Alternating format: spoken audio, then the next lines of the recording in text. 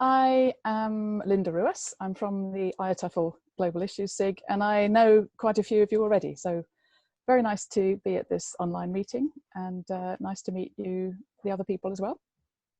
Can you see my PowerPoint? Is that sharing properly? Yes. Yes. Okay. Great. Great. Good. Okay. Right. The first question is, why have we started working with groups of teachers in sub-Saharan Africa? One of our aims in the IATEFL Global Issues SIG is to make IATEFL truly international. Now, it's the International Association of Teachers of English as a Foreign Language, but it tends to be grouped mainly around the European countries, Britain, Germany, these countries who are full of resources and experienced, trained teachers, so they have everything. We want to share all the expertise within IATEFL with all the other teachers in the world who maybe have a little bit less. We wanted to start by engaging and sharing more with teachers in the Global South with fewer resources, more difficult situations probably. We also wanted to revitalise and motivate and enthuse teachers. If you go to some of the conferences in Europe, many of the teachers are quite disillusioned, and they only go to sessions with free wine and nibbles. And some people are a bit jaded at conferences now, because there is so much, and people know so much and share so often. I think the enthusiasm and motivation and dedication of lots of teachers I've met in Africa can play a huge role to revitalise the teaching in the global north. We also wanted to support and guide teachers, and we started our WhatsApp groups, first of all, as a lead-in to our participation in the Africa TESOL conference last year. So we are IATEFL GISIG, Global Issues SIG, and we're concerned with all the global issues, serious global issues in the world. Okay, so this is the history of our engagement. We started with WhatsApp groups for teachers in refugee camps too, just like Susan and Gary. And that was in northern Greece in 2017. A couple of us, 3 or 4 of us, went to the camps in northern Greece to help and support the teachers with no training at all in teaching English, but a huge amount of goodwill. And we wanted to help them and support them with materials and ways to make their teaching more effective. We then were at France TESOL in 2017, and they invited several people from Africa. I think Rukundu, you were there, and from Rwanda, and a few other people from Angola, for example. And that got us interested in wanting to start a lot more links between TESOL France, IATEFL, and African teaching associations.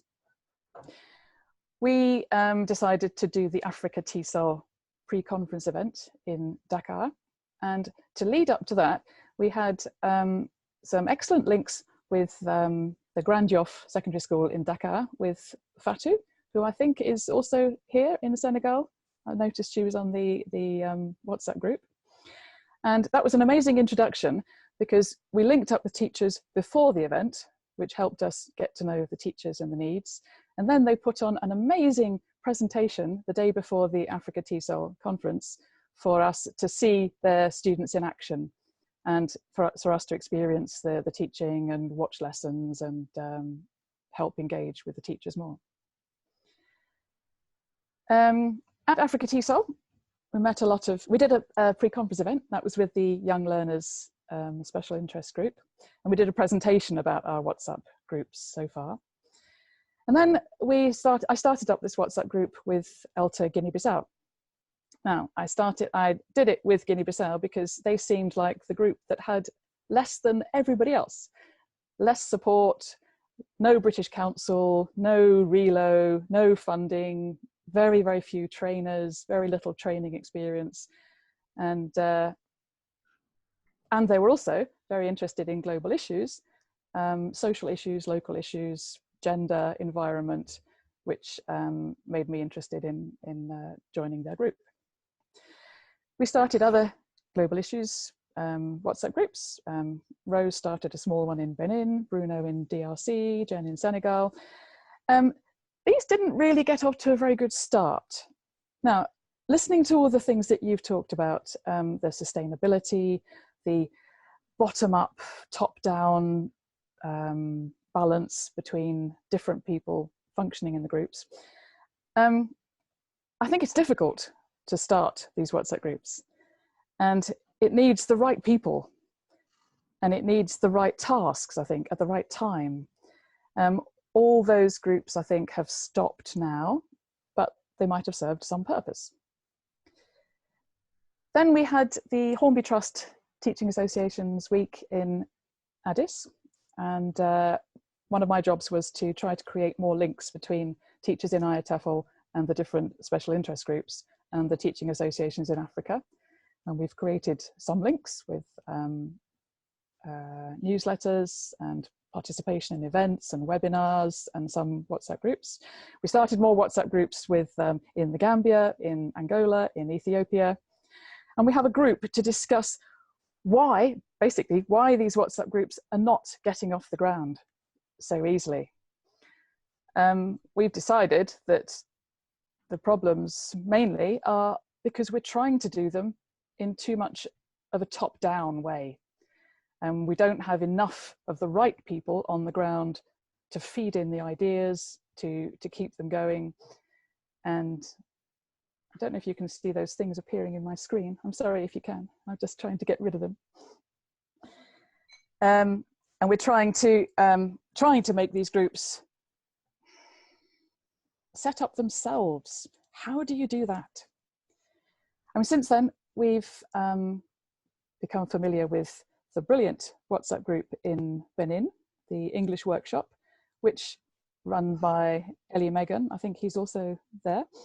And it's the most amazing, lively WhatsApp group I've ever seen. And it's all completely set up by the teachers with different people responsible for different areas.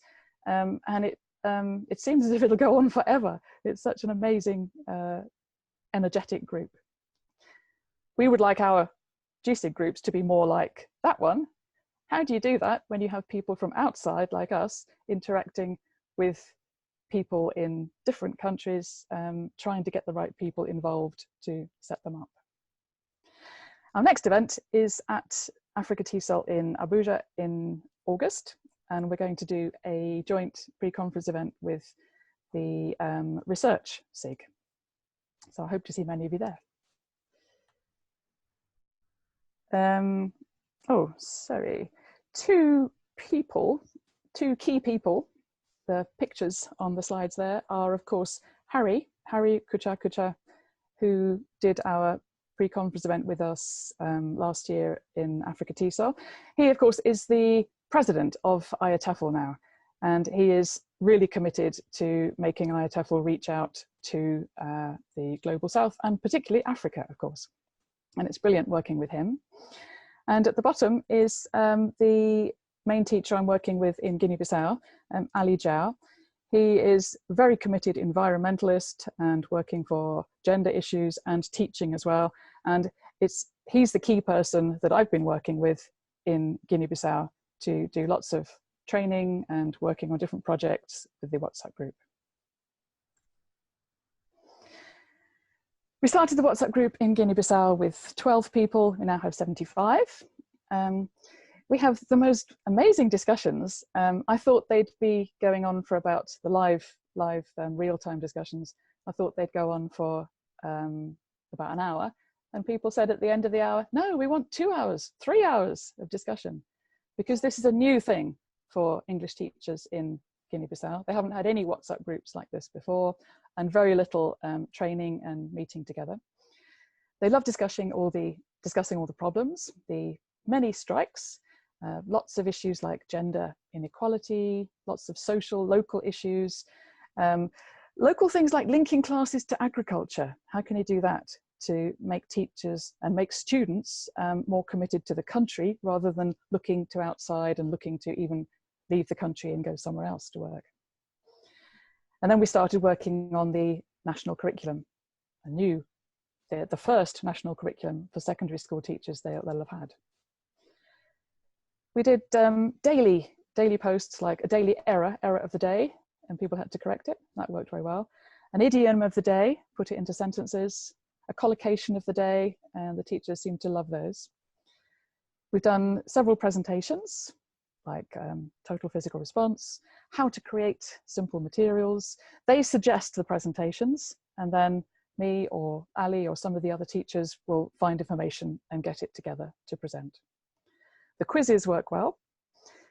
And we had the teacher who won the quiz one week, won a book and did the quiz the following week, which also worked quite well.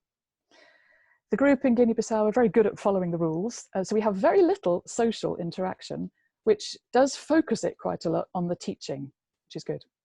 And one of the main things that some of you have been talking about is the opportunity to ask questions, get answers, and make requests. Like in Guinea-Bissau, the internet is very, very slow and very, very weak, and people can't often download things from on their phones or on laptops, or they have no electricity. So people often ask for different ways to access things. And if I can take a screenshot of something and post it on the WhatsApp group as an image, that seems to solve that problem. And it helps people with, for example, applications to scholarships or finding out about things that are going on outside their country. One of the best things for me personally about this WhatsApp group was the leading up into my visits there. I've been there twice now, going back in July. I think it was a brilliant way of gaining the trust of both sides. They got to know me, I got to know them, got to know the teaching context, trying out ideas, got to know the individuals. And it's so much more effective from my point of view than just going somewhere and doing some training. And it takes a few days then just to get to know people. And after the face-to-face meeting, the follow-up discussions, there's never enough time to work on the things we're working on. Posting things, summaries, links, materials, and understanding more how to support the group afterwards. One of the best things we've done in the WhatsApp group is creating teaching materials. Now, as you can imagine, there are no teaching materials in Guinea-Bissau. There is no electricity in most of the classrooms. They don't have any money for photocopying, as is the case in many of the areas of your countries.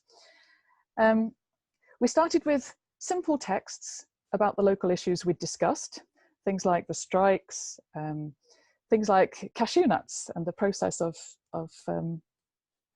processing cashews. And then we agreed on this model of ESA, Engage, Study, Activate, as the simplest model for teachers without that much experience or training to create a simple lesson plan.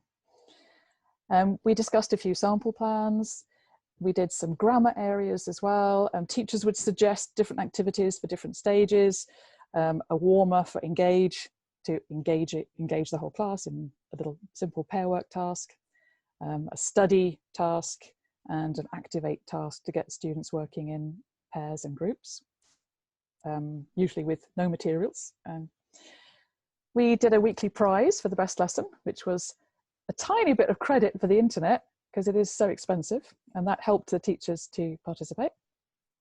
And we stored all these texts and lesson plans on the ELTA GB website, which my daughter created for them, which was one of her projects at university. So if you can get other people to create your websites, for example, for you, that helps. Then we developed this into the new National Secondary English Curriculum, and which we're working on now. And we've done a joint newsletter. Next steps, teachers there have now been striking for about 4 months with no pay. So hardly anyone has money for the internet. So we haven't had much interaction on the WhatsApp group for the last month or so. Hopefully the strike will be brought to an end now with a new government soon. I'm going to present at the conference in Bissau. If anyone else would like to come to their ELTA Guinea-Bissau conference in July, you're more than welcome. Contact me or Ali in Guinea-Bissau. Then we've got the presentation, the pre-conference event at Africa TESOL, and we're working on helping teachers to do small-scale classroom research exploring global issues. So I really hope to see as many of you as possible there on the 8th of August. And then in our WhatsApp group in Guinea-Bissau, we're going to support small communities of practice that we're going to develop to work on the new curriculum and development of materials from September. My email is there on the screen if anyone wants to contact me. And that's it. Do you have any questions?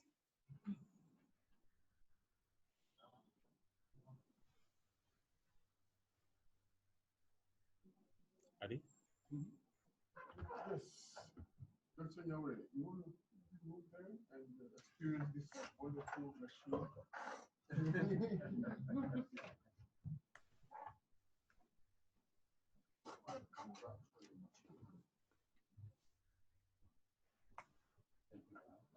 We have one question here, and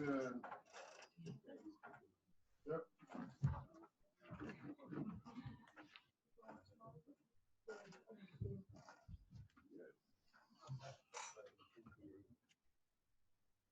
You can just speak. Hi. Well, my name is Adi. Hi. Compared to Guinea-Bissau, we are lucky in terms of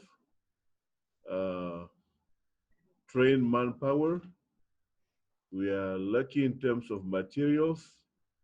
I think that within this room, you've got enough expertise with people who can create story, who can create lesson plan, who can create exercises, who can create videos, audios, create materials. But our work is not known at all. And then you've been mentioning other countries. Could you help us? Could you help us? Could you help Ivory Coast? Help you to share your work. To share our work, because we have materials, we have books that we write, and you've got a trained manpower. Within this room, you've got people who've got master degrees from England and from the US, or doctorate degrees, who are writers, who are teacher trainers, pre-service teacher trainers, in-service teacher trainers. But our material, we never invited for any TESOL conference. How come you? Well, I don't know. Well, I was suggesting to the Africa TESOL board that their role might be a good role for helping people to share materials within African teaching associations, because I know a lot of materials are being prepared and produced really professionally in different countries, but I think it's a great idea to share as much of this as possible.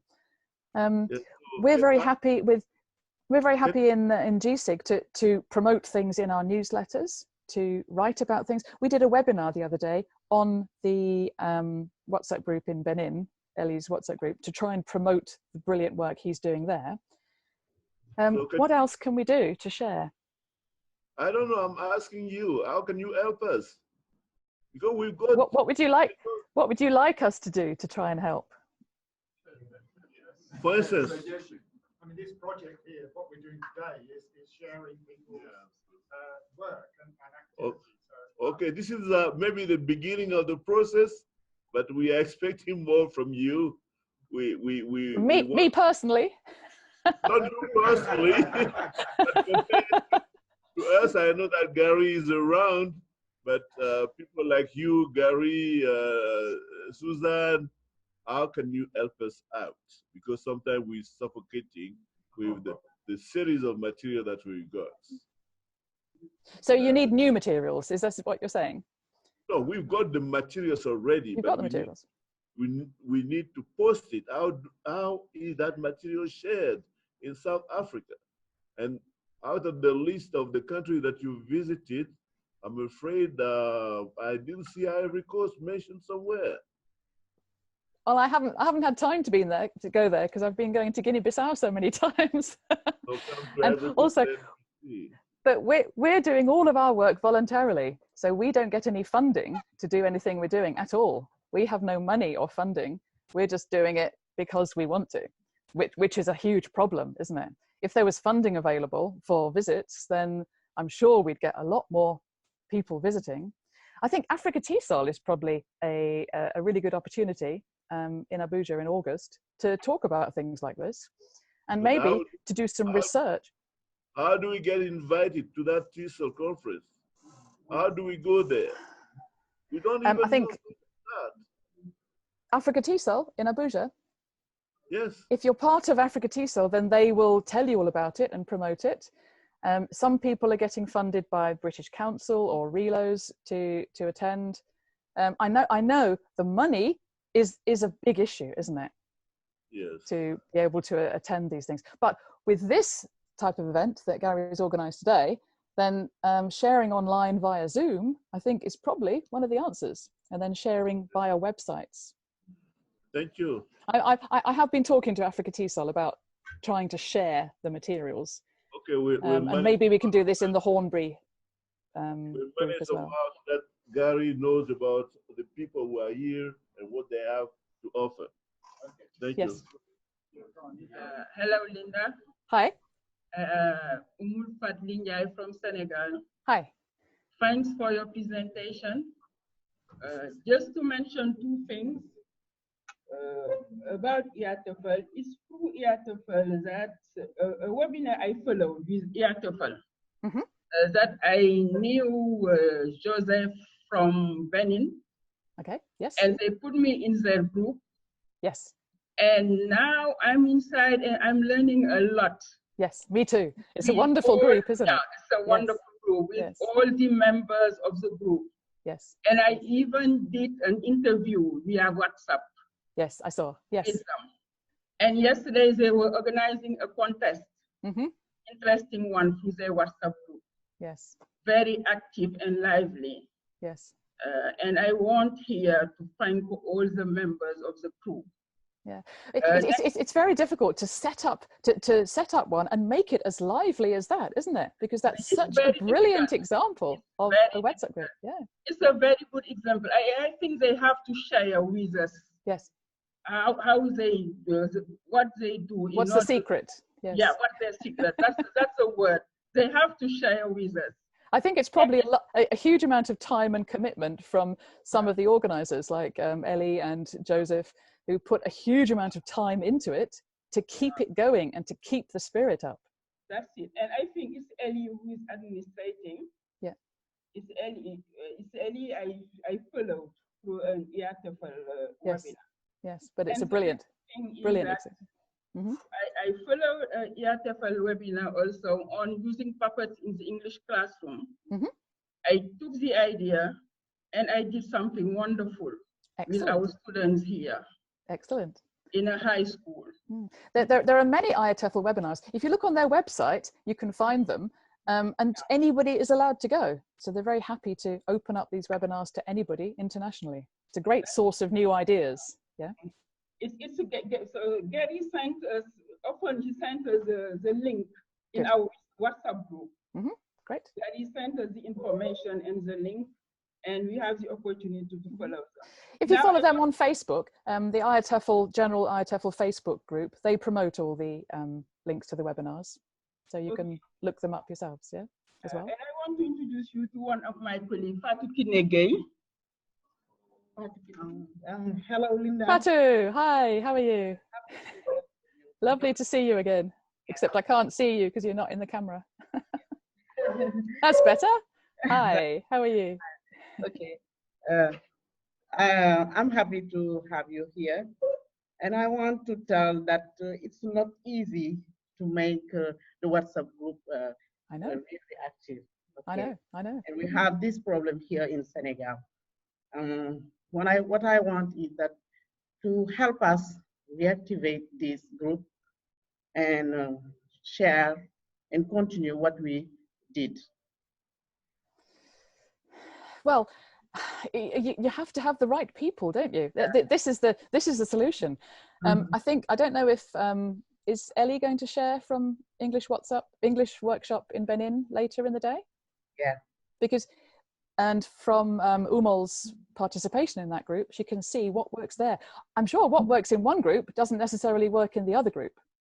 I mean, our WhatsApp group in Guinea-Bissau, which is really lively, is completely different from the one in Benin. The one in Benin is very light-hearted in a way. It makes everything fun. The one in Guinea-Bissau is serious. But I've heard that Africans get more serious as you go more west along the countries. Is that true? I don't know. So they probably reflect the cultural reality, reflect the local context. And I think that the solution is to try out lots of different ways of working and to see what works. Okay.